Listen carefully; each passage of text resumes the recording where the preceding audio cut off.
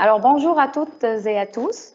Nous sommes ravis de vous savoir parmi nous aujourd'hui pour présenter les programmes de formation continue offerts au Collège La Salle de Tunis en tant que bachelor et précisément la 3e année et aussi de master qui sont délocalisés et en partenariat avec 2 écoles françaises qui font partie de l'un des plus importants réseaux français des grandes écoles spécialisées GES. Alors, de la première école Paul Paris Alternance, nous délocalisons les programmes de bachelor et de master en International Business et aussi en conseil, audit et contrôle de gestion. Notez que tous ces programmes vous permettront à la fin d'obtenir des titres certifiés reconnus par l'État français et enregistrés au répertoire national des certifications professionnelles RNCP. Donc, c'est un répertoire qui regroupe un peu les certifications qui conduisent à un métier. Alors, pour les bachelors, c'est le niveau 6 et pour les masters, c'est le niveau 7. Alors, ces certificats vont vous permettre d'accéder à des postes de travail en France, mais aussi d'accéder à des grades plus importants si vous êtes déjà en poste. Alors, pour vous donner plus de détails sur ces programmes, j'ai le plaisir et l'honneur d'avoir en ma compagnie Monsieur Erwan Poirot, qui est le directeur de PPA et qui est en direct en duplex de Paris. Bonjour Monsieur Erwan. Alors, enchanté à tous. Alors, en direct de Paris, chez nous, voilà, il fait un petit soleil aujourd'hui, mais peut-être qu'il fait meilleur sur Tunis et sur le nord de l'Afrique en général. Bienvenue à tous, et donc pour présenter rapidement à la fois l'école PPA Business School, mais aussi du coup le partenariat que nous avons avec le collège La Salle de Tunis. D'abord, quelques mots évidemment sur notre école, puisque la particularité de notre école, c'est d'être pas simplement la première école en alternance sur Paris, mais tout simplement la première école en alternance de France, puisque nous avons 3400 étudiants ce qu'on appelle chez nous en apprentissage à Paris et 1000 à peu près en région. Et donc, nous avons 4500 étudiants, ce qu'on appelle en alternance, en tout cas avec une vocation professionnalisante. Alors, quel est le principe, et au-delà des diplômes qui sont préparés avec le Collège La Salle de Tunis, c'est que nous avons la vocation, enfin, en tout cas, nous avons la conviction que justement, on n'apprend jamais mieux qu'en pratiquant et avec une dimension professionnelle en la matière. Et ce que l'on fait, c'est pour ça que vous allez concilier à la fois des études pratiques d'un côté, avec un certain nombre de cours, et avec des stages en entreprise de l'autre côté qui vont être essentiels pour bien comprendre dans cet équilibre professionnel. Alors, si on prend les diplômes dont a parlé Madame Benraïs, eh bien, on s'aperçoit, si vous voulez, que nous sommes d'abord, je rappelle, une business school. Et dans le terme de business, en fait, pour moi, il y a 3 dimensions. Il y a d'abord la première dimension, c'est le commerce. Et jeunes gens, et peut-être les moins jeunes qui nous écoutent, je voudrais dire à quel point le commerce est quelque chose de formidable, parce que c'est là où il y a le plus de métiers.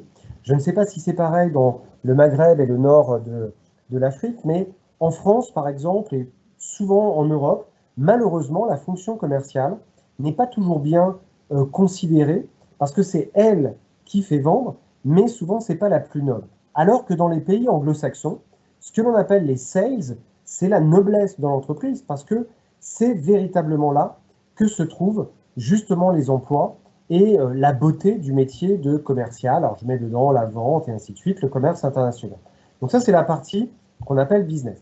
Il y a une deuxième dimension, ce sont les cousins. Et les cousins, c'est tout ce qui concerne le marketing et la communication qui vont aider évidemment à la vente. Et puis, il y a une troisième dimension dans ce qu'on appelle une business school.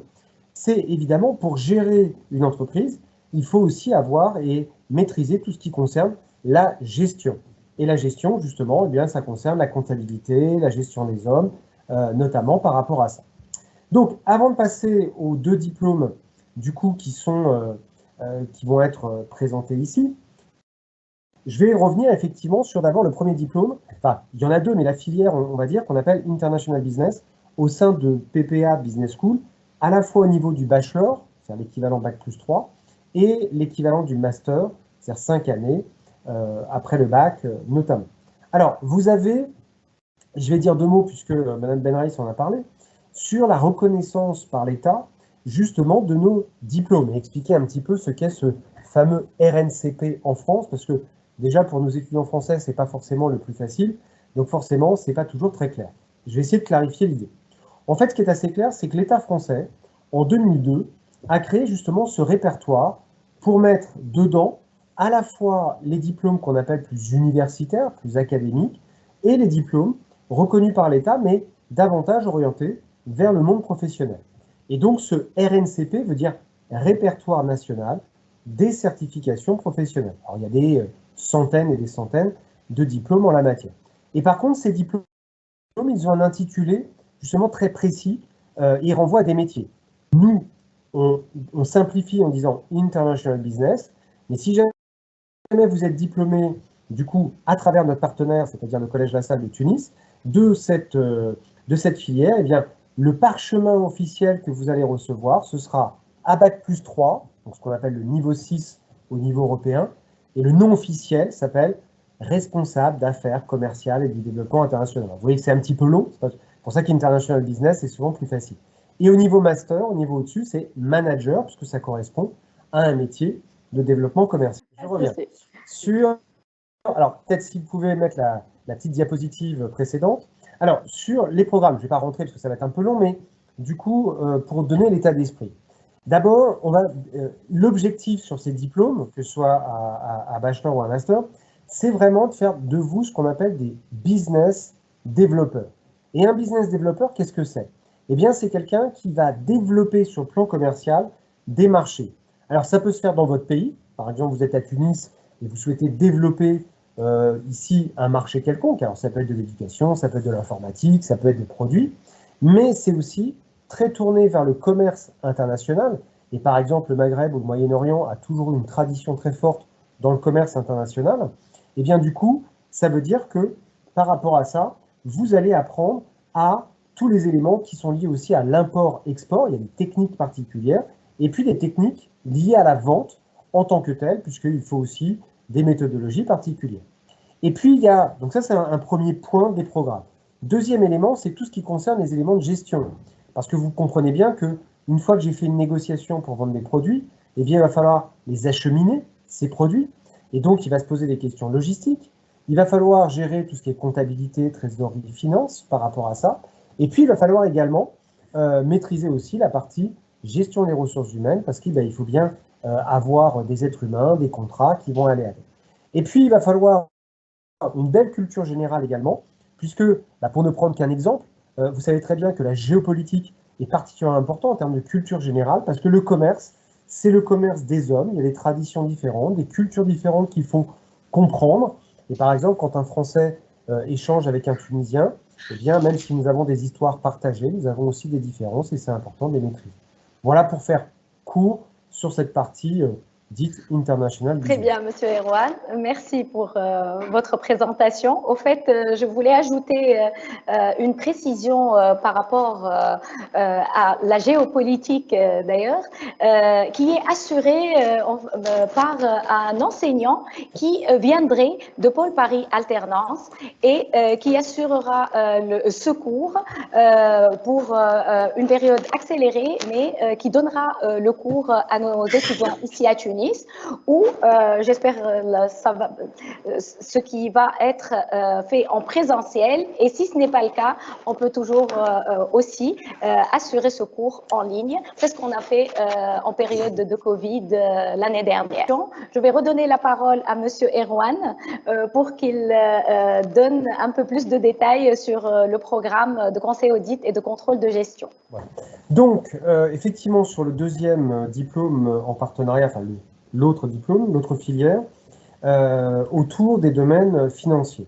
Alors d'abord, effectivement, au niveau bachelor, avec un intitulé qui est Conseil, audit, contrôle de gestion, et le nom officiel du diplôme est responsable comptable et financier. et enfin le niveau 7 qui est la suite logique avec le terme de manager.